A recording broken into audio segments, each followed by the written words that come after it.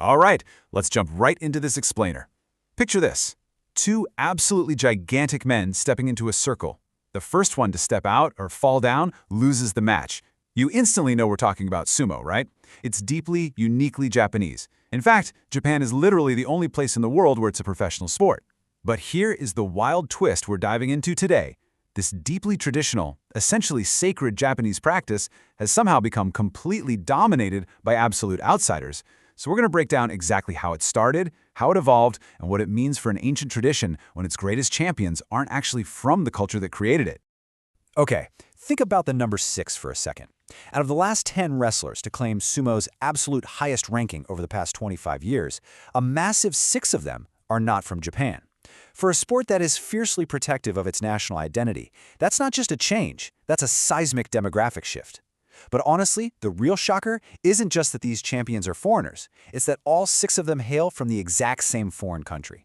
Now, you might be wondering, where exactly are they coming from? A natural guess would be a massive neighbor like China, or maybe South Korea with its own rich martial arts history. But nope, the country totally dominating Japan's national sport is a landlocked nation further west with a population of only about 3 million people. We're talking about Mongolia. That's right, for the last quarter of a century, Mongolians have utterly ruled sumo, even with the odds heavily stacked against them.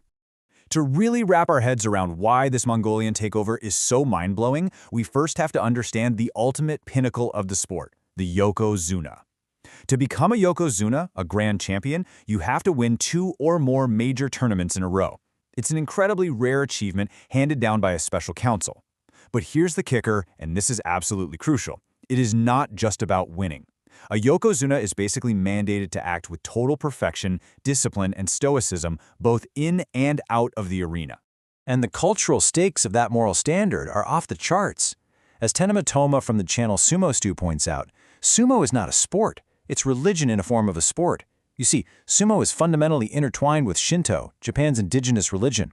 Before every single bout, wrestlers clap to attract the gods. They raise their arms to prove they're unarmed, and they stomp the ground to crush evil spirits.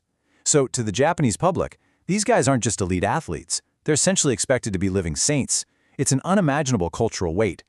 Let's actually trace this back to see how we got here. Sumo started roughly 2,000 years ago as a religious dance to display strength to the gods, and then evolved into a professional sport around the 17th century. And for centuries, Japan kept it exclusively Japanese. But then, fast forward to the 1970s, a severe economic shift caused domestic recruitment to absolutely nosedive. That crisis eventually forced the Japan Sumo Association to do the unthinkable, recruit foreigners just to keep the sport alive. That opened the door in 1992 for the first group of Mongolians, paving the way for the very first Mongolian Yokozuna by 2003. So what went down in the 70s? Well, Japan was booming. It was becoming this highly wealthy, modernized country, which meant young Japanese men suddenly had options. They could make a fantastic living working in finance or the massive tech sector. And when you're choosing between a comfortable, high-paying office job and the absolute physical punishment of a sumo lifestyle, young men naturally opted out. The domestic talent pool dried up, and desperate recruiters had to look overseas, first to Hawaii and eventually to the steppes of Mongolia. Because here's the thing about that sumo lifestyle. It is incredibly grueling. Teenagers literally move away from their families into dedicated facilities called stables. They wake up at 5 a.m. every single day. They train rigorously for hours. They consume gallons of this ultra-protein-rich stew just to build immense mass. Even the way they walk, that distinct waddle, is intentionally designed to train muscle stability. Now contrast wealthy 1970s Japan with 1990s Mongolia. After the Soviet Union collapsed, Mongolia's economy shrank drastically. For young Mongolian boys, enduring this brutal daily grind was more than just a sport, it was an economic lifeline. When those recruiters first went looking abroad, they discovered completely different strategies for success. The early Hawaiian recruits, like the legendary Akabono, who was 6'8" and 330 pounds, succeeded through sheer size. It was a bulk strategy. They were literally steamrolling opponents out of the ring with brute strength.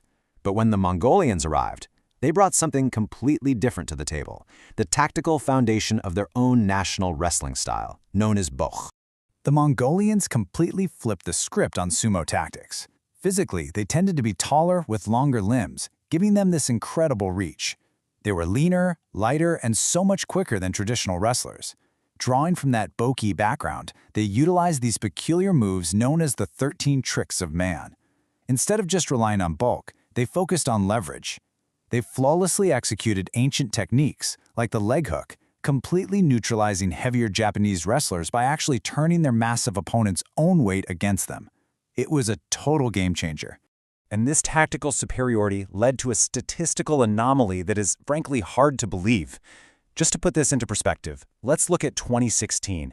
Out of roughly 700 professional sumo wrestlers in Japan, Mongolians represented a tiny fraction, about 5% of the total population. The vast majority were still Japanese or from other nations. On the surface, you'd think Mongolians were barely a blip on the radar. But wait, look what happens when we look at the top division champions. Despite being only 5% of the overall wrestlers, Mongolians made up nearly 100% of the champions. It's an unbelievable level of dominance. They weren't just participating, they completely conquered the highest echelon of the sport. The absolute best in Mongolia proved to be the best anywhere, and their motivation to win was just unmatched. Which brings us to a very exclusive number, 74. Remember how rare we said the Yokozuna rank is? Well, there have only been 74 Yokozunas in the entire 393-year recorded history of the rank. And the undisputed greatest of all time, out of all 74? A Mongolian wrestler named Hakuho Sho. He holds the all-time record for the most wins in the top division, and the most major tournament wins, and he beat the next closest competitor by a massive margin of 13 tournaments.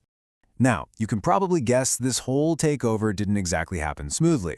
The deep Shinto expectations of Stoicism clashed pretty heavily with the proud bravado of some Mongolian champions. Take the Mongolian Yokozuna Asa Shoryu, for example. He was known to act aggressively and even celebrate his big victories right in the ring, which is a massive taboo in traditional sumo. This sparked a real fear among traditional fans that their sacred sport was becoming less Japanese. The pushback got so intense that in 2003, the Sumo Association instituted a strict quota, officially limiting recruitment to just one foreign wrestler per stable. But here's a reality check that quotas just can't fix. Despite all those efforts to restrict foreign dominance, the fundamental demographics of modern Japan haven't changed. In the entirety of 2023, just 53 Japanese recruits signed up for professional sumo. That is almost 200 fewer recruits than they were pulling in during the 90s. With Japan's steadily declining birth rate and a total abundance of comfortable modern careers, the domestic talent pool is still shrinking drastically. And because the Mongolians basically proved that outsiders could come in, adapt, and conquer the sport, a brand new wave of highly motivated global talent is stepping into the ring. We've seen wrestlers from Bulgaria and Estonia reach the second-best rank in the sport. Right now, there are incredibly formidable athletes from Kazakhstan and Ukraine rapidly climbing through the 11 official rankings. The door the Mongolians kicked wide open is now being walked through by athletes from all across Eastern Europe and Central Asia. I mean, the impact of these new contenders is happening at absolute breakneck speed. We're witnessing unprecedented ascents right now. Recently, a Ukrainian athlete made it to the top division after just 9 tournaments. That actually ties the record for the fastest ascent to the top division by any wrestler since 1958. A lot of insiders and fans are already predicting that this European and Central Asian wave could easily produce the next generation of grand champions. But through all of this massive demographic upheaval, from the Hawaiians to the Mongolians to the Eastern Europeans, something truly remarkable has happened. The core Shinto tradition, it remains entirely unchanged. As Toshumo reminds us, sumo will survive no matter what's going to happen. Sumo is Japan and Japan is sumo. The foreign athletes dominating the sport today have fully embraced it. They endure the grueling stables, they learn the ancient techniques, they participate in every Shinto ritual, and they uphold the immense moral weight required of the Yokozuna. So, that leaves us with a pretty massive question to ponder. As the sumo talent pool becomes completely globalized, driven by sheer athleticism and economic motivation, how will this ancient 2,000-year-old tradition continue to adapt to survive its next era? Will the influx of international champions slowly start to alter the stoic, religious nature of the sport? Or will the ancient crucible of sumo just keep transforming outsiders into the ultimate defenders of Japanese tradition? It's a fascinating cultural collision for sure. Thanks so much for joining me on this explainer, and keep exploring the fascinating structures of the world around you.